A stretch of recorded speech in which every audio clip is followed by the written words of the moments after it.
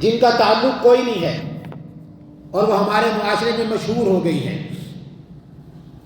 ایک بڑا مشہور واقعہ نبی کریم صلی اللہ علیہ وسلم کے آخری ایام کا مشہور ہے۔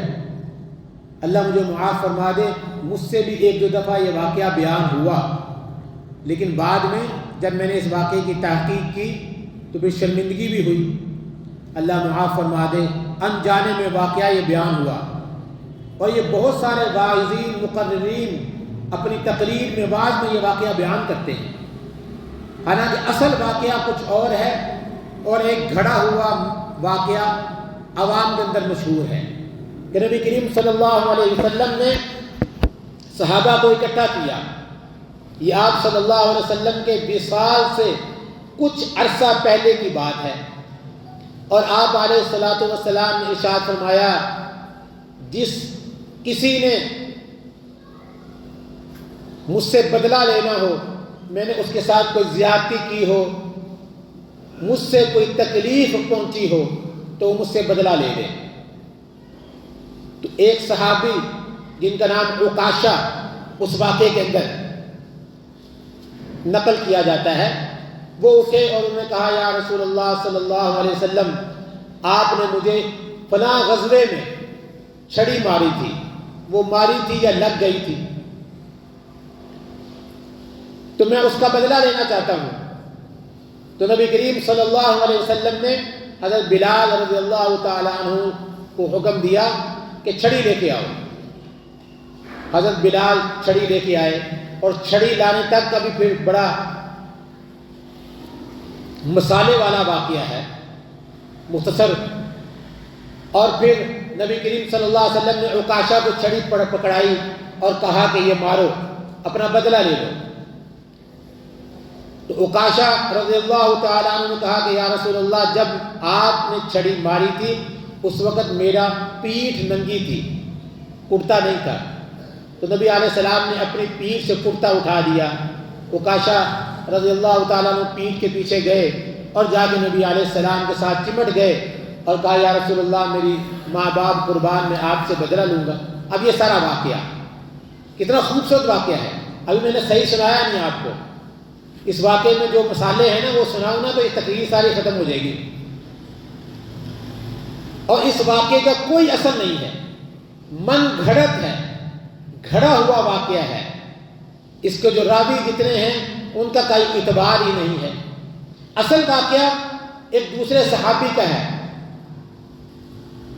غزوہ بدر میں نبی کریم صلی اللہ علیہ وسلم صفے درست فرما رہے تھے، صفے ٹھیک فرما رہے تھے، تو آپ صلی اللہ علیہ وسلم کے ہاتھ میں نیزہ تھا، اس سے نبی علیہ السلام ٹھیک فرما رہے تھے، یہاں کھڑے ہو جاؤ، پیچھے ہو جاؤ، آگے ہو جاؤ، اس طرح نبی علیہ السلام صفوں کو ترتیب بنا رہے تھے۔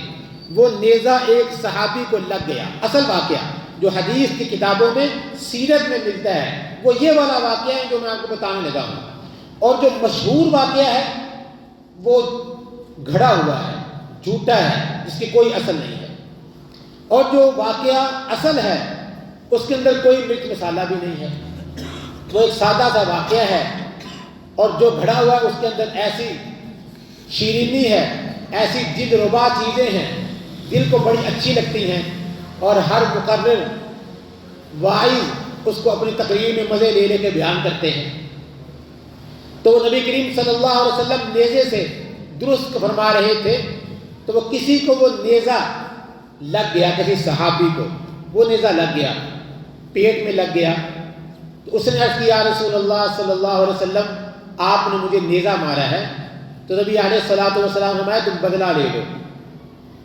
تو نبی علیہ السلام کے ساتھ چمٹ گیا، یا رسول اللہ، میں تو اپنا سب کچھ آپ پہ قربان کر لیا، میں آپ سے بدلہ لے سکتا ہوں۔ یہ واقعہ ہے، لیکن اس واقعے کو مسالہ لگا کے اور کیا کیا بنا کے حضرت عکاشہ رضی اللہ تعالیٰ عنہ کو اس میں ڈالا اور ایک غلط واقعہ مشہور کر دیا، اور ہمارے معاشرے میں وہی واقعہ مشہور ہو گیا۔ پھر نبی کریم صلی اللہ علیہ وسلم سے جڑی ہوئی ایک بات اور بیان کی جاتی ہے، وہ یہ کہ ایک گھڑی غور و فکر کرنا، ایک گھڑی غور و فکر کرنا 60 سال کی عبادت سے بہتر ہے۔ سنی نا یہ حدیث کتنی دفعہ؟ لاتعداد مرتبہ سنی۔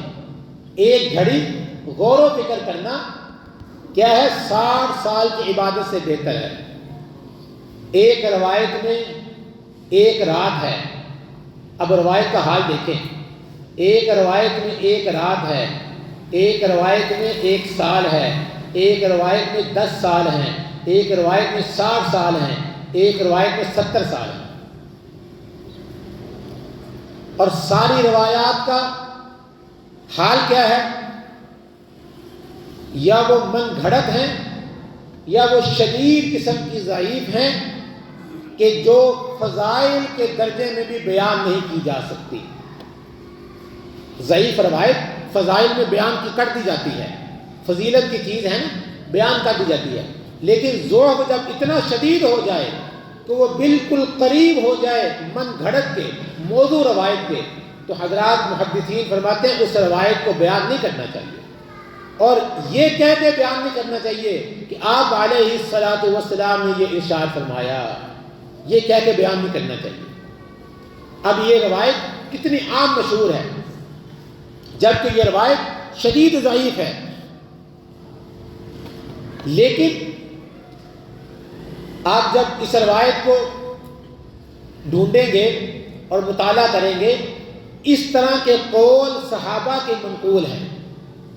کسی صحابی نے یہ بات کہی، کسی اللہ والے نے یہ جملہ کہا کہ تم اللہ کی ذات میں اپنے آپ کو کھپاؤ، ایک گھڑی اگر تم اللہ کی قدرت پہ غور کرو گے، اگر ایک گھڑی تم اللہ کی مخلوق کی ہدایت کی فکر کرو گے تو یہ تمہارے لیے رات بھر عبادت کرنے سے بہتر ہے۔ یہ صحابی کا قول ہے، یا بعض اللہ والوں نے اس طرح کے جملے کہے ہیں، لیکن یہ حدیث، اس کو کہنا یہ ظلم ہے، اس کو حدیث نہیں کہنا چاہیے، یہ شدید ضعیف حدیث ہے۔ پھر آپ نے ایک واقعہ سنا ہوگا، یہ واقعہ بھی شدید کمزور واقعہ ہے، اس کے راویوں میں اتنا اختلاف ہے کہ اس کو بھی رسول اللہ صلی اللہ علیہ وسلم کی ذات کے ساتھ نہیں جوڑنا چاہیے۔ وہ بڑا مشہور واقعہ ہے، جتنی باتیں میں عرض کر رہا ہوں یہ معاشرے کے اندر اتنی مشہور ہیں، اصل اتنی مشہور نہیں ہے، اصل بات کوئی نہیں جانتا، لیکن وہ جو گھڑی ہوئی بات ہے وہ لوگ سب جانتے ہیں۔ اب میں واقعہ بیان کرنے لگا ہوں، آپ میں سے اکثر نے سنا ہوگا۔ کیا واقعہ ہے؟ نسبت کیا کی جاتی ہے نبی کریم صلی اللہ علیہ وسلم کی طرف، جبکہ آپ علیہ السلام کے ساتھ ایسا کوئی واقعہ نہیں ہوا، آپ نے ایسی کوئی بات نہیں فرمائی۔ میں عشاء کی جماعت میں کھڑا ہوں، جماعت کروا رہا ہوں بحیثیت امام، اور میں نے سورہ فاتحہ پڑھ لی، اور میری والدہ نے مجھے آواز دی یا محمد صلی اللہ علیہ وسلم،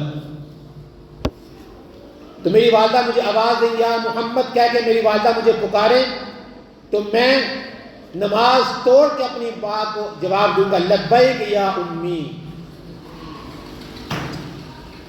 اب یہ واقعہ ہے لبیک یا امی کہ نبی کریم صلی اللہ علیہ وسلم نے یہ بات ارشاد فرمائی۔ اب یہ واقعہ اتنا ضعیف ہے، اتنا کمزور ہے کہ حضرات محدثین نے فرمایا ہے کہ یہ بالکل موضوع اور من گھڑت روایات کے قریب چلا گیا، اس لیے اس کو نبی کریم صلی اللہ علیہ وسلم کے ساتھ نہیں جوڑنا چاہیے۔ والدین کی اطاعت اور فرما برداری کے اندر تو قرآن موجود ہے، صحیح احادیث لا تعداد موجود ہیں، تو ہمیں کیا ضرورت ہے اس طرح کمزور روایات کا سہارا لینے کی؟ اس سے بہتر اور کیا ہوگا؟ تو قرآن نے کہا وَلَا تَقُلْ لَهُمَا اُفٍّ وَلَا تَنْهَرْهُمَا وَقُلْ لَهُمَا قَوْلًا كَرِيمًا۔ اس سے بڑی کیا بات ہوگی کہ ہمیں اس طرح کی باتوں کا سہارا لینا پڑے؟ پھر نبی کریم صلی اللہ علیہ وسلم نے والدین کے لیے اور کتنے صحیح روایات میں حقوق بیان کیے، وہ یاد نہیں، اور یہ واقعہ ہم بیان کرتے ہیں۔ اس واقعے کو بھی بیان نہیں کرنا چاہیے، احتیاط کرنی چاہیے۔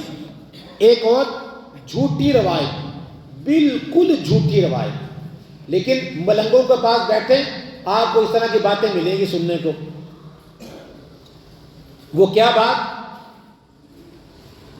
اب یہ روایت بالکل جھوٹی ہے۔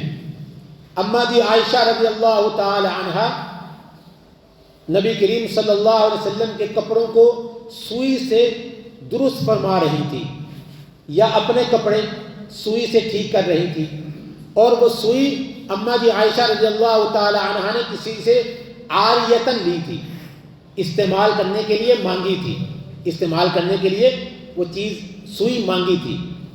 تو وہ کام کرتے ہوئے سوئی گر گئی زمین پر، ڈھونڈی نہیں، ڈھونڈی ملی نہیں۔ تو تھوڑی دیر بعد رسول اللہ صلی اللہ علیہ وسلم تشریف لے آئے، اور نبی علیہ السلام گھر میں تشریف لائے تو نبی کریم صلی اللہ علیہ وسلم کے چہرے کے نور کی برکت سے وہ سوئی اماں جی عائشہ رضی اللہ تعالیٰ عنہ کو مل گئی۔ تو اماں جی عائشہ رضی اللہ تعالیٰ عنہ کہا یا رسول اللہ، ہنسی، یا رسول اللہ یہ آپ کی برکت سے یہ سوئی مل گئی۔ اب اس واقعے کو نبی کریم صلی اللہ علیہ وسلم کی ذات کے ساتھ جوڑا جاتا ہے کہ آپ علیہ السلام نے یہ فرمایا، اماں جی عائشہ نے یہ فرمایا۔ اب یہ پورا واقعہ من گھڑت ہے، موضوع ہے، یہ کسی حدیث کی کتاب میں آپ کو نہیں ملے گا، اتنا جھوٹا واقعہ ہے یہ۔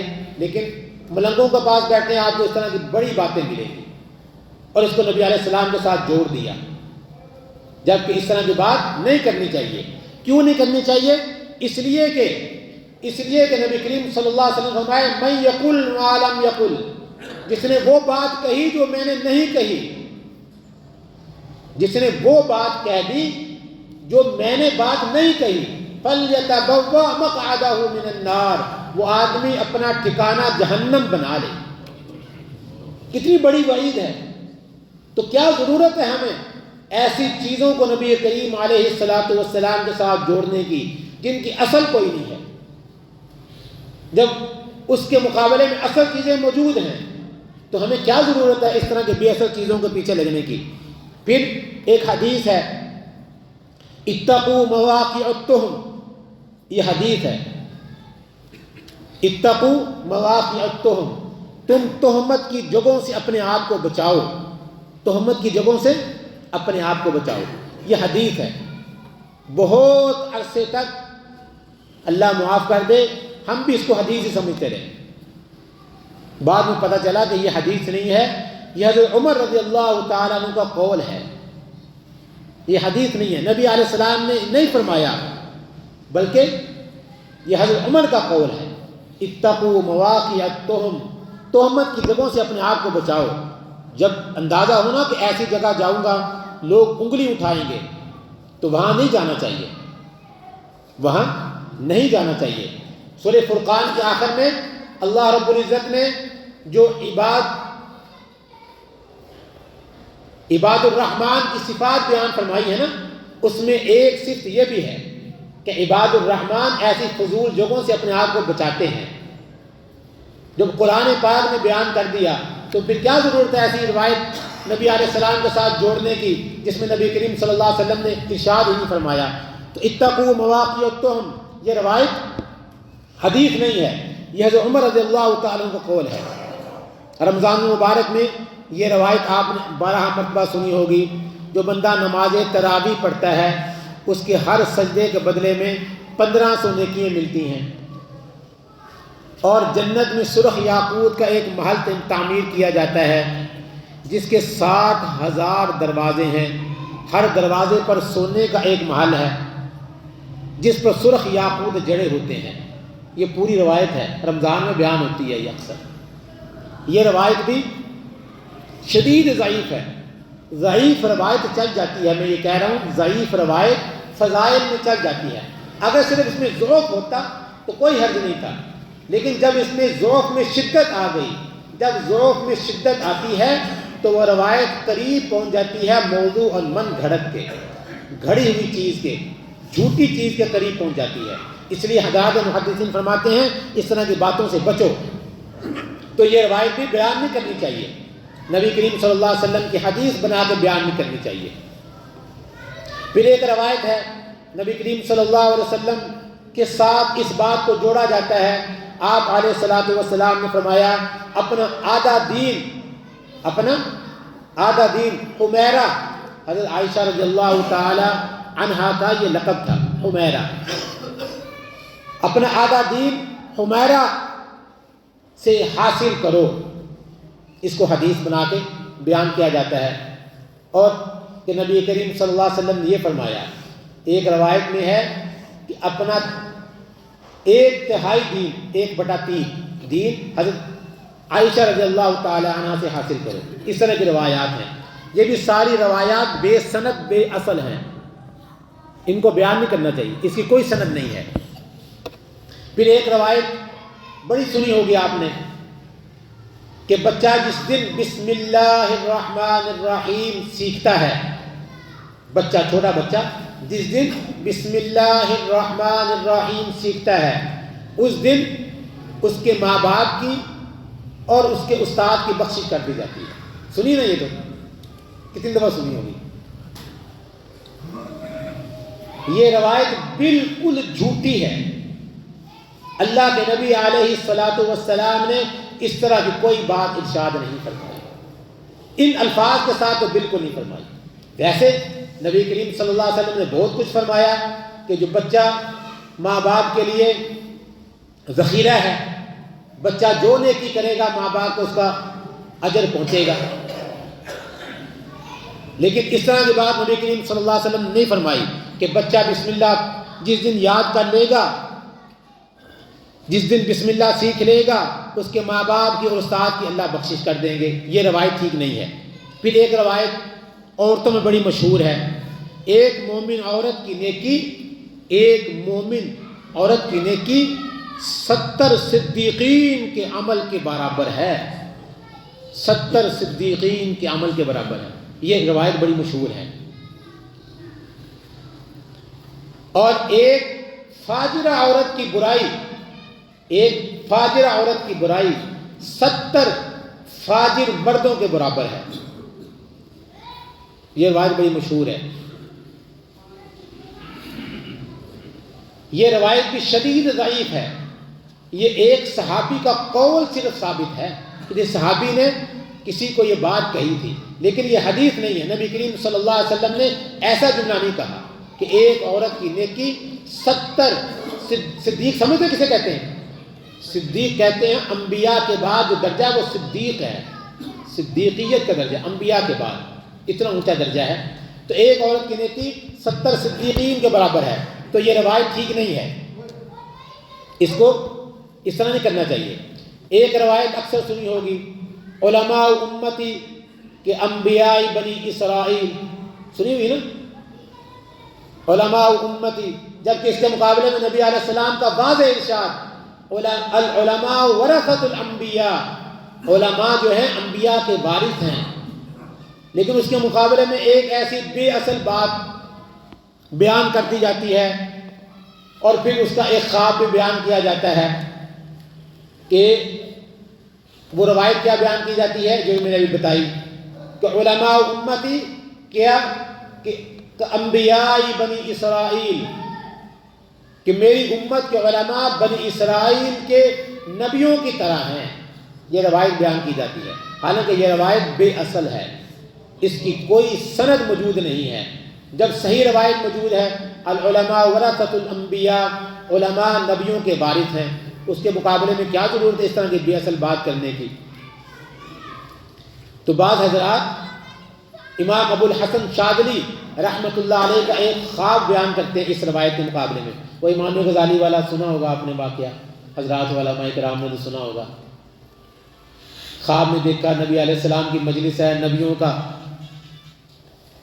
دربار لگا ہوا ہے، اور موسیٰ علیہ السلام نے کہا کہ یا رسول اللہ آپ نے اپنی امت کے نبیوں کو، اپنی امت کے علماء کو بنی اسرائیل کے نبیوں کے برابر کر دیا.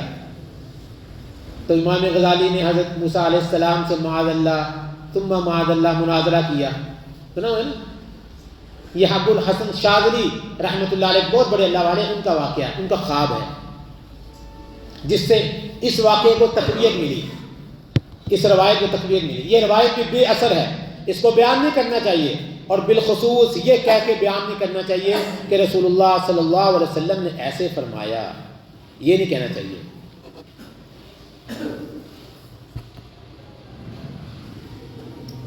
اور پھر اہل بیت کے بارے میں ایک بڑا من گھڑت اور جھوٹا واقعہ ہے، ٹائم زیادہ ہوگا اگر وہ بیان کروں گا، کہ اہل بیت کا مسکین، یتیم اور قیدی کے بارے میں واقعہ ہے جس میں اہل بیت کی تعریف کی گئی ہے، وہ بھی سارا واقعہ جھوٹا ہے، اس کی کوئی اصل نہیں ملتی۔ پھر ایک بڑی بات مشہور ہے کہ اللہ کی معرفت میرا اثاثہ ہے، روایت ہے یہ، اللہ کی معرفت میرا اثاثہ ہے، یہ بات بھی من گھڑت ہے اور جھوٹ ہے۔ یہ جو قرآن حکیم میں ختم قرآن کے آخر میں دعا لکھی ہوتی ہے نا، اللہم آنس وحشتی فی قبری، لکھی ہوتی ہے نا، اللہم ارحمنی بالقرآن العظیم واجعلہ لی اماما ونورا وہدا ورحمہ، اللہم ذکرنی منہ ما نسیت وعلمنی منہ ما جہلت وارزقنی تلاوتہ آناء اللیل وآناء النہار واجعلہ لی حجتا یا رب العالمین۔ یہ روایت، یہ جو دعا ہے، یہ دو روایات کا مجموعہ ہے۔ صحیح حدیث میں جو ہے نا دعا، وہ اللہم ارحمنی بالقرآن العظیم سے شروع ہوتی ہے، اللہم ارحمنی بالقرآن العظیم سے شروع ہوتی ہے۔ جن علماء کی حدیث کے اوپر نظر ہے نا، وہ جب بھی ختم قرآن کروائیں گے نا تو وہ دعا اللہم ارحمنی بالقرآن العظیم سے شروع کریں گے۔ اللہم آنس وحشتی فی قبری، یہ جملہ کسی دوسری روایت میں ہے، لیکن اس کو جوڑ کے ایک دعا بنا دیا گیا۔ دعا میں اس طرح کی چیزیں چل جاتی ہیں، لیکن حضرات علماء کرام کے لیے میں نے بتایا کہ یہ دعا کسی ایک روایت کے اندر نہیں ہے، یہ دو روایتوں کا یہ مجموعہ ہے۔